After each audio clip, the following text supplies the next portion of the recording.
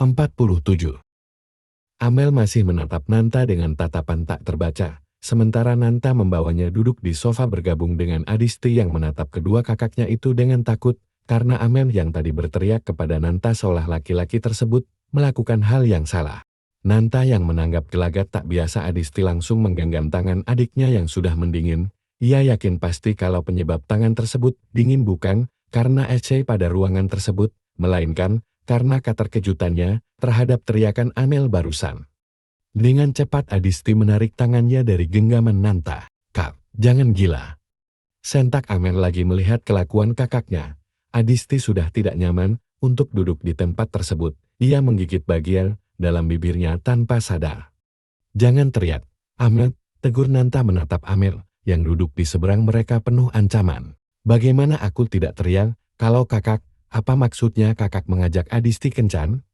Amel tak percaya dengan apa yang dipikirkan oleh Nanta. "Jangan gila, Kak, dia adik kita." Amel sudah tidak bisa menahan tangisnya, kecewa bercampur emosi. Tanya Nanta dengan alis menukik. "Kakak bilang akan keluar dengan orang spesial. Kakak dia Disti adik kita. Kakak tidak boleh pacaran sama dia." Amel semakin tidak bisa menahan sesak di dadanya, karena Nanta yang tak juga mempercayainya bahwa Adisti adalah adik mereka. Bahu Nanta merosot baru mengerti arah pembicaraan adiknya. "Serius kamu nganggap kakak sister kompleks?" Amel tak menjawab, namun masih menatap kakaknya dengan tajam. "Kakak sudah tahu bahwa Adisti adik kita." "Mel, kamu selalu nanya kakak kemana akhir-akhir ini kan?" "Kakak ke rumah Adisti." Nanta menoleh ke arah Adisti, ia kembali meraih tangan adiknya. "Jangan takut, ya, kami nggak marah sama kamu," ia berkata lembut, kemudian menggenggam erat tangan itu menyalurkan sedikit ketenangan. "Aku masih bingung. Jadi maksud kakak?" Amel meremas rambutnya sendiri, masih tak paham akan situasi apa yang terjadi. Tapi kemudian, Nanta mulai memberi penjelasan tentang apa yang sudah ia ketahui, termasuk usahanya untuk mendapatkan maaf dari adik mereka. Amel bukannya tenang, justru ia semakin mengeraskan tangisnya. Bukan karena dibuat-buat, melainkan hatinya sedang dalam kondisi terlalu terkejut sekaligus bahagia. Ia mendekati Adisti yang masih terdiam dan sudah cukup tenang, memeluk gadis tersebut dari samping dengan erat. "Maaf," gumamnya pelan, "maaf membuatmu takut. Aku kira Kak Nanta mengajakmu pacaran." Amel masih sesegukan.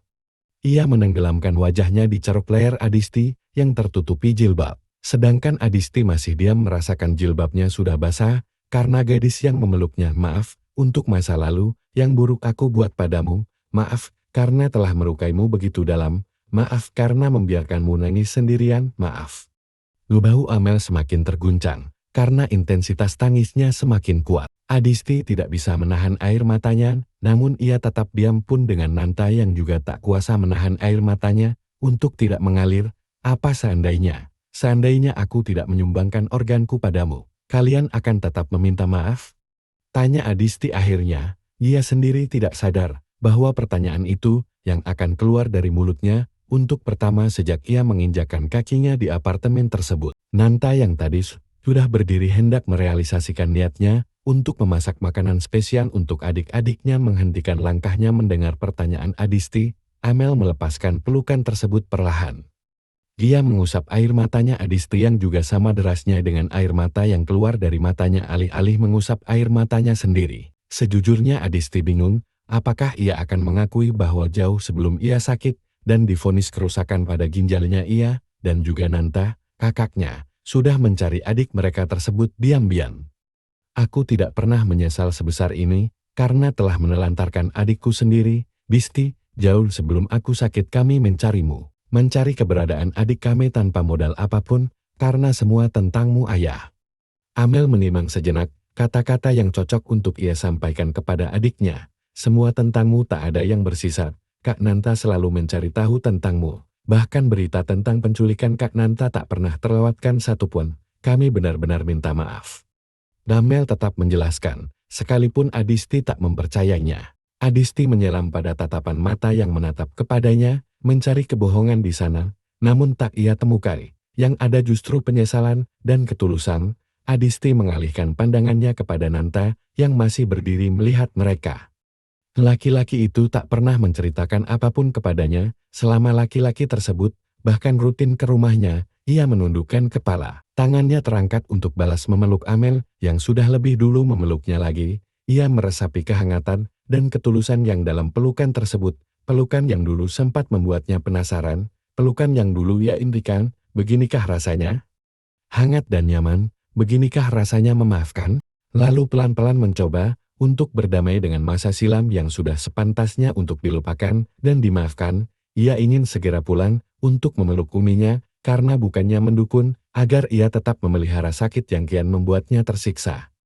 Justru wanita itu menuntunnya secara perlahan untuk bisa memaafkan. Nanta merealisasikan niatnya untuk memasak makanan spesial dan sehat standar dokter untuk kedua adiknya. Amel tak berhenti memuji Nanta karena sudah lama kakaknya tersebut tidak memasakkan makanan kesukaannya, spaghetti yang kaya akan kandungan sayur. Tentu saja makanan tersebut organik, karena semuanya Nanta yang mengolah sendiri semua bahannya. Walaupun Nanta masih membatasi makanan yang tidak dan boleh untuk dikonsumsi adiknya tersebut, akan tetapi laki-laki itu ikut serta dalam program hidup sehat yang ia buat sendiri untuk Amel. Nanta tak pernah sekalipun makan makanan yang menjadi pantangan untuk Amel.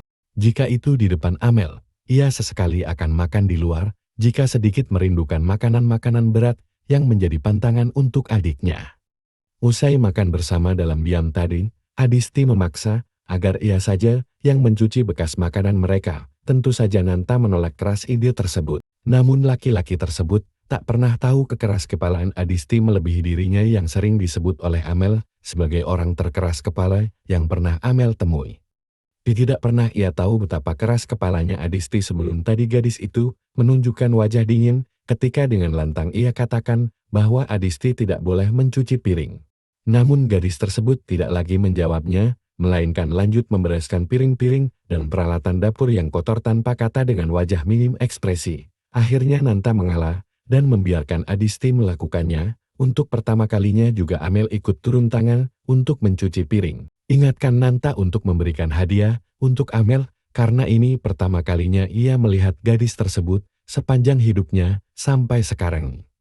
Amel lebih memilih untuk makan dengan kertas nasi daripada piring yang akan membuatnya mencuci benda tersebut, atau lebih baik menahan lapar. Opsi kedua lebih sering gadis itu lakukan, dan rela menunggu Nanta pulang, barulah ia akan makan. Sungguh manja. Setelah merapikan dapur seperti semula, Amel memaksa Adisti untuk melihat kamarnya dan kamar milik Nanta. Amel sempat menawarkan agar Adisti istirahat saja di kamarnya. Namun dibandingkan dengan kamar Amel yang dipenuhi kombinasi warna pink, blue ocean, dan mustar, gadis tersebut lebih memilih untuk berdiam diri di kamarnya Nanta yang lebih manly dan terasa menenangkan. Tidak ramai seperti kamar Amel. Adisti sudah merebahkan diri. Lalu Amel di samping kirinya juga ikut melakukan yang sama. Tak lama sang pemilik kamar juga datang, dan laki-laki tersebut duduk di tepi ranjang yang kedua gadis itu tempati. Tepatnya di sebelah kanan Adisti. Ia tersenyum hangat kepada keduanya. Nanta menaikkan kakinya, mundur sedikit untuk bisa bersandar di sandaran ranjangannya, lalu sebelah kakinya dibiarkan lurus sedangkan sebelahnya lagi ia tekuk dengan tangan yang memeluk lutut. Sejenak suasana hening. Hanya helaan nafas dari kedua orang yang berada di samping kiri dan kanan Adisti yang mengisi ruangan tersebut. Dengan posisi mereka yang sekarang, Adisti merasa canggung seperti biasa, namun ia tetap mencoba untuk menikmati semuanya. Ia merasakan tangan Amel memeluknya. Sekarang bahkan untuk bergerak saja ia sangat kaku. Lalu tangan Nanta mengusap kepalanya yang tertutupi jilbab. Boleh kakak bertanya? Tanya Nanta akhirnya. Adisti melihatnya beberapa detik baru kemudian dijawab dengan anggukan pertanda mempersilahkan.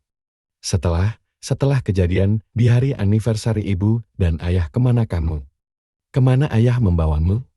Tanyanya melihat Adisti. Amel yang tadi sudah menutup mata kini kembali terbuka. Ia bisa sedikit merasakan ketegangan pada tubuh adiknya yang masih ia peluk dari samping.